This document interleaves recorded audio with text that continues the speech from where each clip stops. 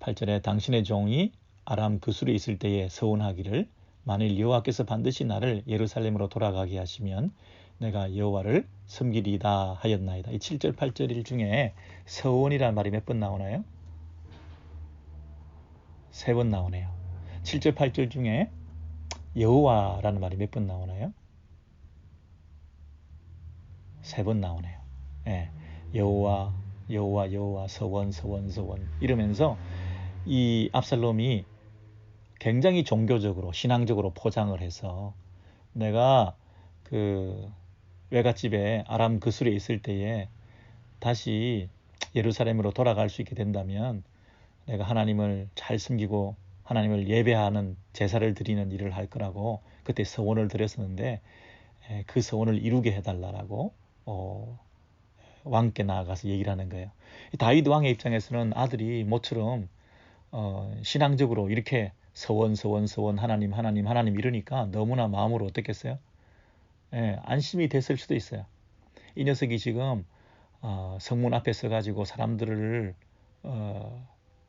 모으고 사람들의 마음을 뺏는 이런 일이 있다는 얘기를 은근히 뭐 긴가민가하고 듣고 있는데 아들이니까 설마 했을 거 아니겠어요? 그런데 이 아들이 신앙적으로 하나님 앞에 나가 예배드리겠습니다. 내가 제사 드리겠습니다. 서원을 갖겠습니다. 이렇게 했을 때 다윗 왕이 속는 셈 치고서라도 그 일에 대해서 허락을 했을 거 아니겠어요? 얼마나 또 속으로 다행이다. 역시 내 아들이 다르다. 그러면 그렇지. 안심하고 그러지 않았겠냐고요. 헤브론에 꾸맨들 영모를 도모하기 위해서 간다고 생각했겠어요? 왜냐하면 그 헤브론은 어떤 지역인가요? 해필 왜 헤브론이죠? 해필 왜 헤브론이죠? 사울이 처음에 죽고 난 다음에 다윗이 왕이 되기 전에 그 다윗이 왕 될 때 사울 죽고 난 다음에 약간 공백기잖아요. 그 왕이 죽고 난 다음에 그 공백기에 그 주도권을 누가 먼저 차지하느냐, 이게 굉장히 왕이 될 수 있는 가능성이 높은 거 아니겠습니까? 빨리 자기의 왕대심을 선포해야 되는데, 다윗 왕은 사무엘하 2장 같은 데 보면 여호와여 내가 어떻게 하리이까, 내가 어디로 가리이까 뭐 이러면서 그때 기회를 빨리 잡지 않고 하나님께 묻고 있어요. 그러다가 헤브론에서 7년 6개월 동안 유다 사람들을 중심으로 그 왕으로서의 그 자신의 그 존재를 드러냈던 그 장소가 헤브론이었잖아요. 이 정치인이 무슨 일을 도모할 때 어디서 그 발대식을 하고 선포식을 하고 취임식을 하고 하는 게 그 의미가 있잖아요. 역사적인 어떤 그 배경이 있는 곳에서 이 일을 선포함으로써 자기가 하는 일의 미래의 그 일의 정당성을 더 얻으려고 하는 그런 마음을 가지잖아요. 압살롬은 헤브론 그러면 왕위 즉위식과 관련된 곳이고 이스라엘의 많은 백성들이 헤브론에서 뭔가 새로운 일이 일어날 수 있다고 하는 그런 기대가 있는 장소잖아요. 그 헤브론에 가서 겉으로는 뭐라고요? 예배 드리겠다, 제사 드리겠다, 서원 갖겠다 그래 놓고 가가지고는 뭘 하죠? 8절 보십시오. 9절 보십시오. 왕이 그에게 이르되 다윗 왕은 평안히 가라 잘 갔다 오라 그렇게 얘기를 하죠. 그래서 그가 헤브론으로 갔습니다. 10절 이에 압살롬이 정탐을 이스라엘 모든 지파 가운데 두루 보내기를. 여러분 가서 제사 드리면 되는데 왜 정탐을 보내고 스파이를 보내는 거예요? 다른 속셈이 있었던 거죠. 시크릿 메신저를 보내어서 이스라엘 전 지파 가운데 두루 보냈다는 거예요. 전 지역을 다 커버할 수 있도록 보내가지고 너희는 나팔 소리를 듣거든 곧 말하기를 압살롬이 헤브론에서 왕이 되었다 하라 하니라. 압살롬이 왕이다 이렇게 선언하라는 거예요. 여러분 이미 그 각 지파에 두루 자기 사람들이 많이 심어져 있었겠죠. 다 지방에 그 당사가 있고 자기를 추종하는 세력들이 모아서 나름대로 그 정치 집단들이 결성돼 있었겠죠. 근데 그런 사람들에게 다 이렇게 사람들을 보내가지고 동시다발적으로 전국적으로 이스라엘이 왕이다 이렇게 선언하게 했다는 거예요.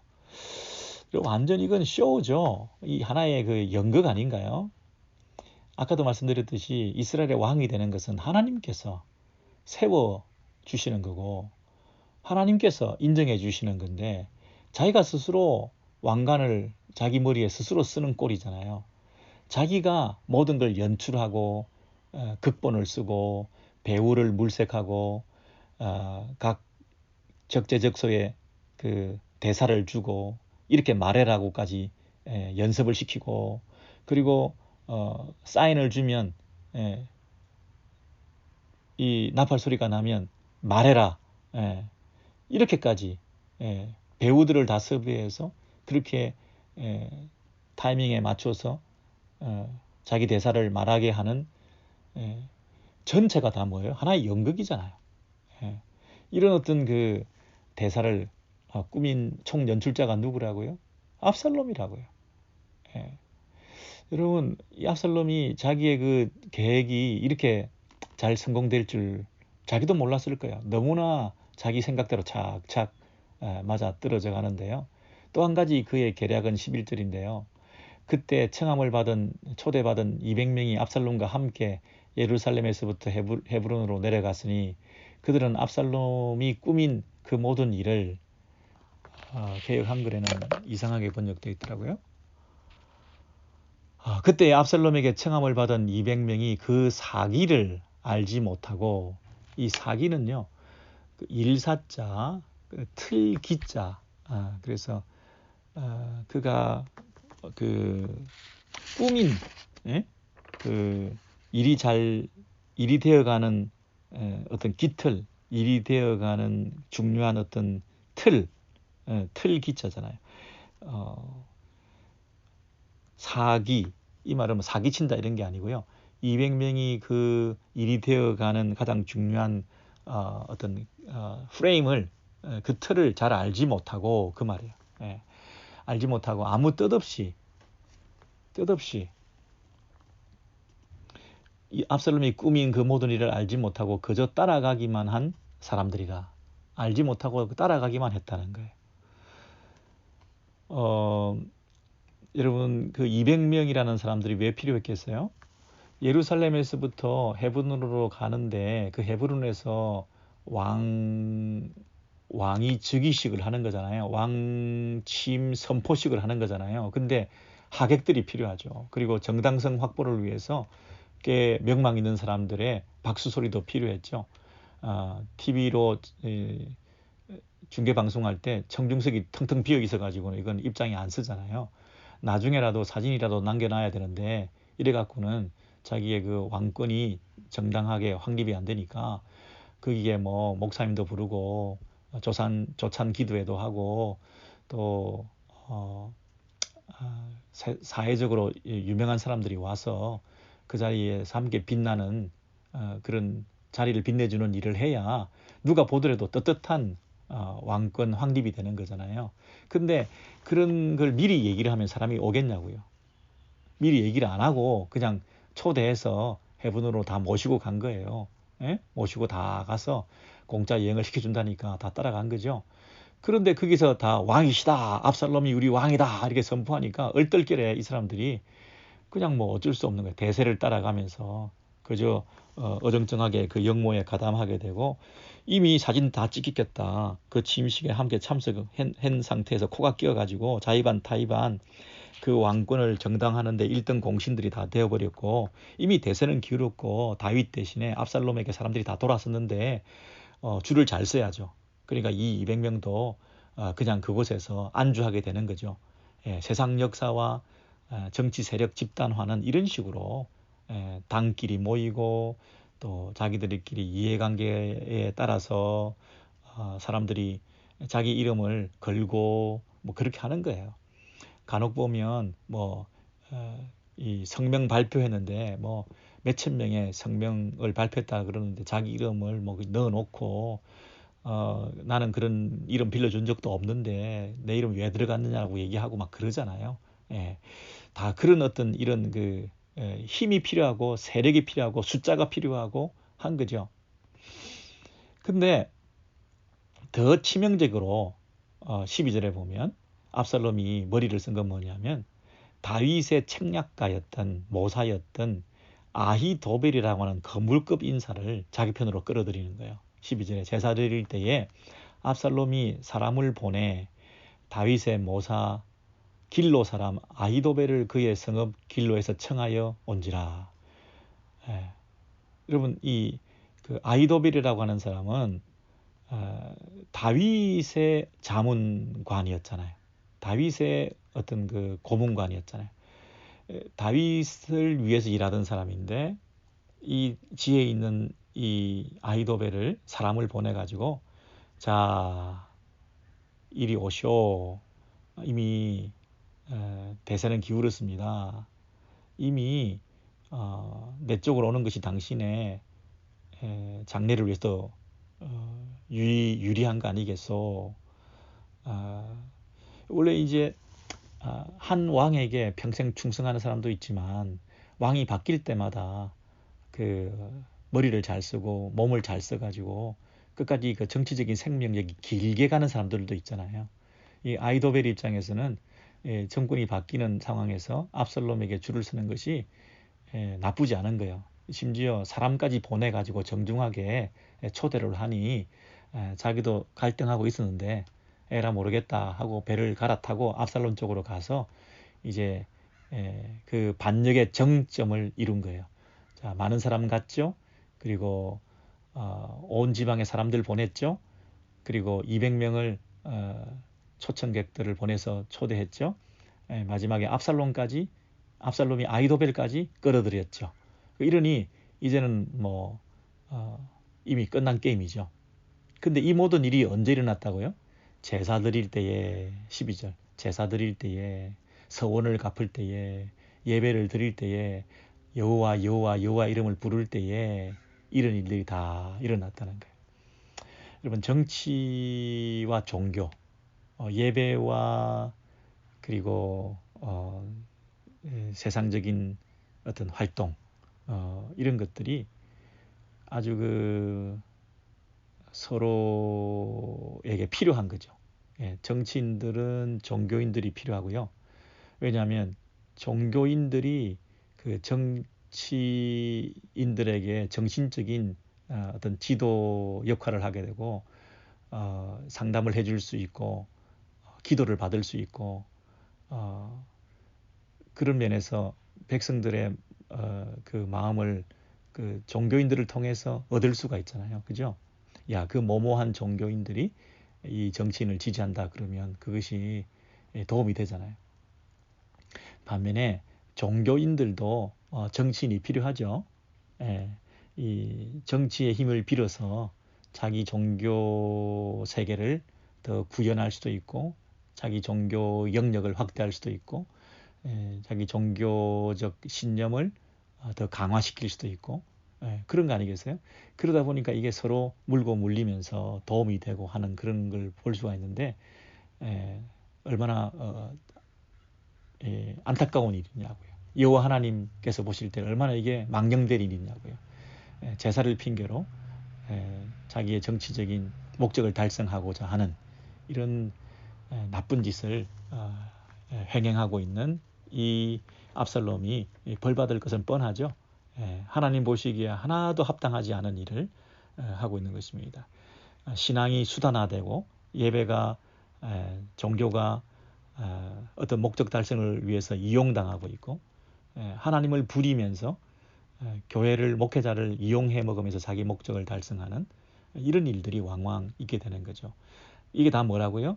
아까 15장 1절에 압살롬이 자기를 위하여 온갖 짓을 다 저지르고 있는 모습을 볼 수가 있습니다.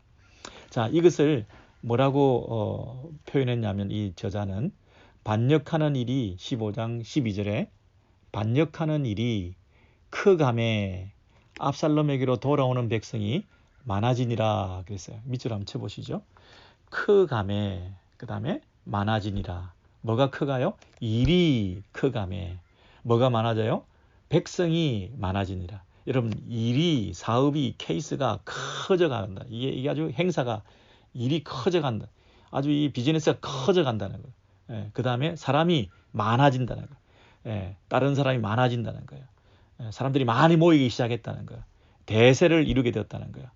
근데요, 커진 일, 많아진 사람들, 이게 항상 옳은 게 아니에요.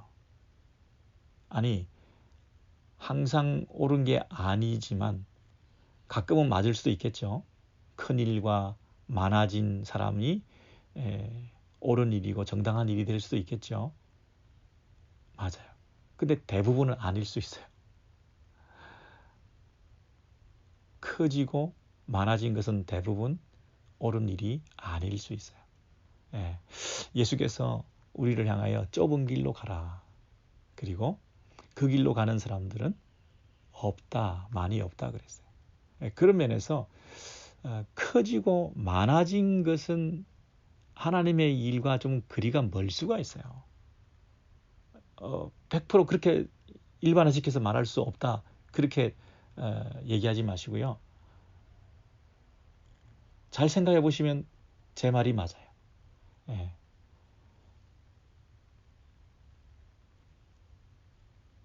그것을 저자가 그 일이라는 말 앞에 반역하는 일이라는 수식어를 붙였고요. 그 백성이 많아졌다는 그 백성 앞에 압살롬에게로 돌아오는 백성이라고 수식어를 다 붙였어요. 예. 그래서 이것은 뭐 일이 커졌다. 이건 어떤 좋은 행사다, 좋은 이벤트다, 좋은 무브먼트다, 좋은 운동이다, 어떤 좋은 어떤 봉기다, 뭐 이렇게 얘기하지 않고 반역이다. 그랬어요. 모반이다. 그리고 압살롬에게로 돌아오는 이 말은 압살롬이 결코 하나님의 뜻에 맞지 않는 자인데 그에게 돌아왔다는 얘기는 잘못 갔다는 뜻이에요. 겉으로는 우리가 바른 판단을 한 것처럼 착각할 수 있지만 하나님 보시기에는 틀린 결정을 우리가 하기 쉽다는 거예요. 우리가 압살롬에게로 돌아가는 백성의 무리 가운데 있지 않는가 생각해 보세요. 우리가 반역하는 일이 커지는 가운데 그 일에 동참하고 있는 자가 아닌가 생각해 보세요. 수가 많다, 사람이 많다 하는 일에 맹목적으로 우리가 잘못 발을 들여놓는 것은 틀린 일이라는 것이죠. 지금 엄연히 다윗이 왕이고요. 다윗이 왕이고 그리고 하나님이 그 나라의 왕을 세우실 터인데 압살롬 자기가 왕이 되려고 애를 쓰는 그 일이 지금 잘 진행되고 있다고 해서 거기에 몸을 담고 일이 커지고 있다고 해서 여기에 먹을 것이 있을 것이라고 착각을 하고 거기에 줄을 서는 것이 얼마나 잘못된 일인가. 이 저자는 한마디로 이건 반역이다. 이렇게 얘기를 하고 있어요. 그 14절에 전령이 13절부터 보겠습니다. 전령이 사자가 다윗에게로 와서 고하되 이스라엘의 인심이 다 압살롬에게로 돌아갔나이다 한지라. 예, 당연하죠. 그 일이 엄청 커져가고 있고 사람들이 엄청 백성들이 많아졌다. 아이도벨까지 다 넘어갔다라고 얘기를 들었을 때 이스라엘의 모든 그 민심이 다 압살롬에게로 돌아갔다. 이게 한번 인심이요 빠지면 이렇게 밀물처럼 이렇게 빠져나가잖아요. 썰물처럼 빠져나가잖아요. 밀물처럼 밀고 들어오잖아요. 이게 어떤 면에서 그 서운하고 섭섭하지만 세상 이치는 이래요. 항상 이런 일이 있을 수밖에 없어요. 예. 14절에 그것에 대한 다윗의 반응을 보세요. 희한하게도 14절에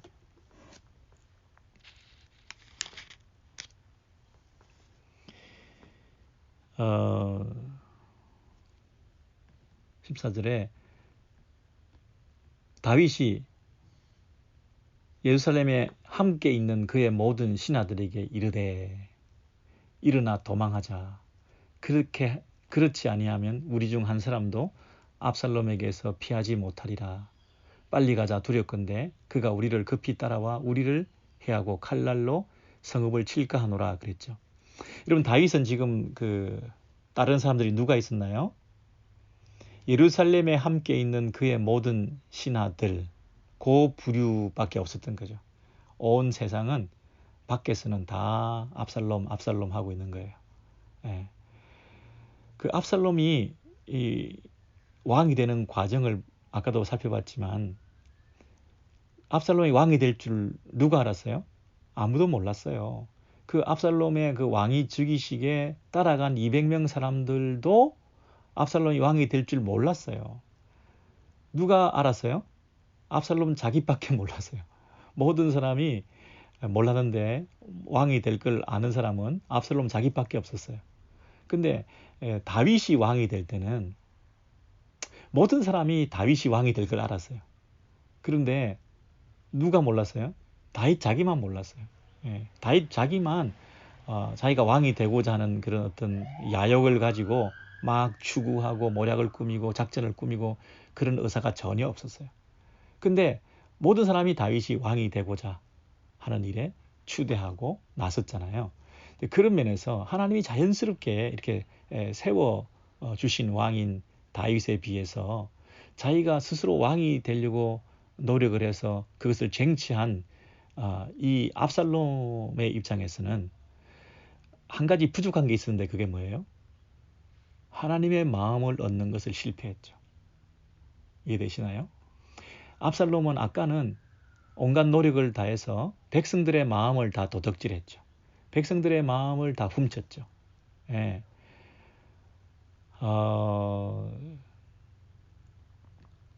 이런 일들이 참 많아요. 뭐 교회 안팎에도 그렇고 직장에서도 그렇고 뭐 일일이 다 예를 들 필요가 없을 정도로 그렇게 사람들의 마음을 다 훔쳤는데 정작 압살롬은 하나님의 마음에 들지 않았던 거예요. 근데 다윗은 하나님의 마음에 합한 자였어요. 그래서 지금 다윗은 모든 사람을 잃어버리고 자기를 따른 사람이 많이 없었지만 그래도 다윗은 여전히 하나님과의 관계에 있어서는 올바른 관계가 되어 있었고 아직도 이 나라의 왕은 다윗이에요. 하나님께서 다윗과 함께하고 계세요. 그걸 우리가 이제 14절부터 쭉 보게 되는데요. 하나님이 함께 하신다고 하는 다윗이 세상이 이제 뒤집어졌다는 소식을 들었을 때 첫 번째 나온 반응이 도망가자였어요. 도망가자. 이상하죠. 하나님이 함께 하시는데 왜 다윗이 도망가자고 그러냐고요. 일어나 도망하자. 그 도망하는 이유가 뭐예요? 그렇지 아니하면 우리 중 한 사람도 압살롬에게 피하지 못하리라. 빨리 가자. 두렵건대 그가 우리를 급히 따라와 우리를 해하고 칼날로 성읍을 칠까 하노라. 그랬어요. 알고 봤더니 다윗이 도망가자는 얘기는 자기 목숨을 건지기 위해서도 그랬을 수 있지만 이 성읍을 칠까 하노라. 이 예루살렘 성을 치는 바람에 이 성에 있는 모든 백성들이 다 죽을까 걱정이 되는 거예요. 내전이 벌어질까 두려웠던 거예요. 이 백성들을 사랑하고 하나님 나라의 이 이스라엘 나라의 왕으로서 이 목자된 다윗이 가장 근심을 하는 것은 뭐라고요? 그 목자로서의 양들의 상태를 걱정하는 거죠. 근데 조금 더 깊이 들어가면 이 다윗이 이렇게 포기할 수밖에 없고 이것을 고스란히 당할 수밖에 없는 것은 자기가 지은 죄 때문인 걸 알아요. 자기가 지은 그 죄로 말미암아 그 칼이 칼을 초래하게 된다 그랬잖아요. 자기가 바세바의 남편 우리아를 전장터에 내보내고 살인 행위를 하는 그 결과를 통해서 그 칼이 너의 가문에 그치지 않을 거다 하는 그 여호와의 말씀을 기억하면서 이것이 나로서 내가 겪어야 될 일이지 백성들에게까지는 이것이 미치지 않기를 원하는 그런 마음이 있었던 거죠. 그래서 자기가 이 성에 그대로 있다고 하면 그 성에 있는 모든 백성들이 다 다칠 거 아니에요. 그래서 자기 혼자 살려고 도망간 게 아니라 역설적으로 얘기하면 자기 혼자 죽으려고 도망간 거예요. 이해되세요? 이 백성들을 살리고 자기만 성 밖에서 죽어도 좋다는 그런 마음을 가지고 도망친 거라고요. 야, 그런 깊은 뜻이. 15절에 보면 왕의 신하들이 왕께 이르되 우리 주 왕께서 하고자 하시는 대로 우리가 행하리이다. 보소서 당신의 종들이니이다. 그래서 이 왕의 신하들도 왕의 말을 따라서 함께 망명길에 나서기로 한 거죠. 16절에 왕이 나갈 때에 그의 가족을 다 따르게 하고 후궁 10명을 왕이 남겨두어 왕궁을 지키게 하니라. 자, 이게 참 애매한 그 구절이긴 하지만 그 후궁이 어떻게 되죠? 나중에 그 어려움을 당하잖아요. 그게 그 사무엘하 12장 11절에 여호와께서 또하여 이와 같이 이르시기를 보라 내가 너와 내 집에 재앙을 일으키고 내가 내 눈앞에서 내 아내를 빼앗아 내 이웃들에게 주리니 그 사람들이 내 아내들과 더불어 백죄에 동침하리라. 이런 그 옛날에 재앙에 포함된 이것들이 이루어지는 과정인데요. 참 서글픈 일이지만 겪어야 될 일이기 때문에 이 후궁들이 그 왕궁을 지키고 있는 것이라고 말할 수 있죠. 자, 15장 16절에 17절에 왕이 나감에 모든 백성이 다 따라서 뱀매를 하게 이르러 멈춰서 어떤 장소가 있었는데요. 그곳에 왕이 나가서 백성들이 다 따라 나가서 서 있었어요. 18절에 그의 모든 신하들이 그의 곁으로 지나가고 그의 모든 신하들이 그의 곁으로 지나가고 그의 모든 그렛 사람과 모든 블렛 사람과 및 왕을 따라 가드에서 온 모든 가드 사람 600명이 왕 앞으로 행진하니라. 여러분 여기 보면 이스라엘 백성들을 형성하고 있는 많은 사람들이 이방인들입니다. 다윗 왕을 따르고 있는 많은 사람들이 이방 사람들이에요. 그죠? 이방 사람들이 그 다윗을 지키고 함께 따르고 행진하고 있는 그 대열에 동참하고 있다는 거예요. 그래서 19절에 왕이 이렇게 말합니다. 가드 사람 이때에게 이르되 어찌하여 너도 우리와 함께 가느냐? 너는 쫓겨난 나그네이니 돌아가서 왕과 함께 내 곳에 있으라. 이때 왕은 압살롬이겠죠. 너는 그 이방 사람으로 굳이 이 이스라엘 땅에 살려고 할 때에 우리를 따라 나서서 고생하고 이렇게 나그네 생활할 필요가 없다. 그냥 예루살렘으로 돌아가서 그 압살롬의 편에 서서 그들과 함께 있으라. 여러분 이 다윗이 가지고 있는 그 스케일을 아시겠죠? 예, 나하고 싫은 원수, 나에게 아픔을 준 사람이면 제 3자를 절대 그 사람 편이 되지 말게 하고 또 내 편이 안 되면 다 상대편이라고 하면서 우리가 적대시하기 쉬운데 이렇게 따라오는 사람조차도 그쪽으로 가서 너의 삶을 영위해라 이렇게 얘기를 하는 이 다윗의 그 어떤 그 스타일을 우리가 잘 알잖아요. 그 항상 다윗은 자기를 위하여가 아니라 나라를 위하여 하나님을 위하여 그거잖아요. 사울이 자기를 죽이려고 그렇게 예를 쓰는데도 안 죽이잖아요. 그죠? 자기만을 위해서라면 죽여야죠. 근데 하나님 앞에서 살아가는 이 종의 자세로는 항상 심판을 하나님께 맡기고 하나님이 세우신 그 종에 대해서 자기가 그 심판을 유보하고 하는 이런 어떤 태도를 항상 취하고 있는 것을 볼 수가 있습니다. 20절에 보시면 너는 어제 왔고 너는 엊그제 왔고 나는 이제 오늘 정처 없이 떠나가는데 굳이 나를 따라올 필요가 없지 않냐. 어떻게 우리와 함께 떠돌아다니겠느냐. 너는 돌아가라. 내 동포들도 데리고 가라. 은혜와 진리가 너와 함께 있기를 원하노라. 이렇게 20절에서 얘기를 했어요. 그러면 은혜와 진리가 너와 함께 있기를 원하노라 할 때 이 kindness와 faithfulness가 은혜와 진리, 뭐 성실함과 친절함이다. 이게 다 뭐냐면 그 헤세드적인 사랑이에요. 그 성실한 하나님의 한결같은 친절과 사랑을 너와 함께 있게 되기를 원한다라는 뜻이기 때문에 이게 그 이방인들이지만 그 전 세계적인 이방인과 유대인을 초월하는 하나님의 은혜와 사랑의 그 성실함이 늘 너와 함께 있기를 원한다. 이방인들에게도 동일한 구원과 하나님의 자비가 그 당시에도 이미 있었다는 것을 얘기할 수 있죠. 여러분, 다윗은 사실은 신약에서 예수님을 예표하는 인물이라고 말할 수 있잖아요. 그렇게 따졌을 때 다윗이 지금 누구랑 더 많이 이스라엘 사람들이 다 배척하고 이방인들이 오히려 다윗을 따르는 이런 모습이 신약 시대에 예수 그리스도께서 오셨을 때에 그 백성들은 예수를 배척하고 오히려 이방인들에게 문이 열리는 이런 그림을 사실 여기서 얼핏 이렇게 그림자로 우리가 볼 수가 있죠. 왜냐하면 그 이때라고 하는 사람이 가진 그 신앙이 조금도 부족함이 없어요. 21절입니다. 이때가 왕께 대답하여 이르되 여호와의 살아계심과, 이때 여호와라고 얘기하잖아요. 여호와의 살아계심과 내주 왕의 살아계심으로 맹세하옵나니, 자기가 하나님 앞에서 맹세를 하고 있어요. 이런 신앙은 보기 드문 신앙이죠. 뭐라고 맹세하느냐 하면 진실로 내주 왕께서 어느 곳에 계시든지 사나 죽으나 종도 그곳에 있겠나이다 하니 그랬습니다.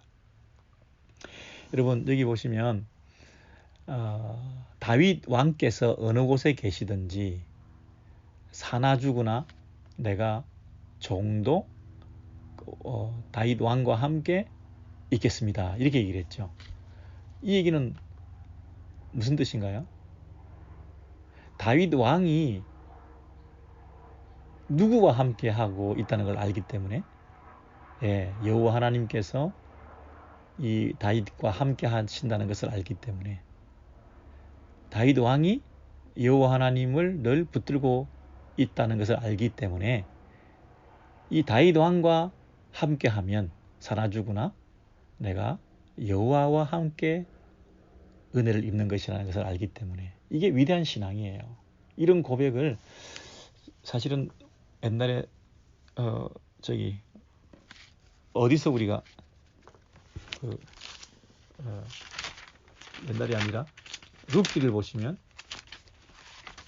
그 바로 앞에 룻기를 보시면 1장이던가요?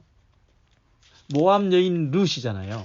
모압 여인 룻이 그 나오미에게 이렇게 말을 하고 있습니다. 1장 16절. 1장 16절.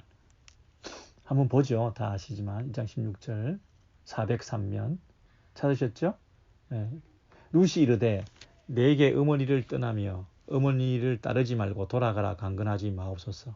지금 다윗도 돌아가라고 얘기했잖아요. 나 따라오지 말고 돌아가라고 얘기했는데 이때 나오미도 돌아가라고 얘기했는데 룻이 어머니여 나를 돌아가라고 강건하지 마옵소서. 어머니께서 가시는 곳에 나도 가고 어머니께서 머무시는 곳에 나도 머물겠나이다. 어머니의 백성이 나의 백성이 되고 어머니의 하나님이 나의 하나님이 되시리니 어머니께서 죽으시는 곳에서 나도 죽어 거기 묻힐 것이라. 만일 내가 죽는 일 외에 어머니를 떠나면 여호와께서 내게 벌을 내리시고 더 내리시기를 원하나이다 하는지라. 나오미가 룻이 자기와 함께 가기로 굳게 결심함을 보고 그에게 말하기를 그치니라 그랬죠. 여러분 이게 뭐 효분한내 그거 아니에요. 이 효성이 지극한 뭐 룻 그 얘기 아니에요. 왜 룻이 시어머니 나오미를 쫓아가겠다고 얘기하는 거죠? 여호와 하나님에 대한 신앙 때문에 그렇다는 거죠. 위대한 신앙의 고백이지 뭐 어머니를 잘 섬기자 뭐 이런 건 아닌 것 같아요. 마찬가지로 이 다윗 왕이 이때를 가라고 했을 때 돌아오셨죠. 488년 사무엘하 15장.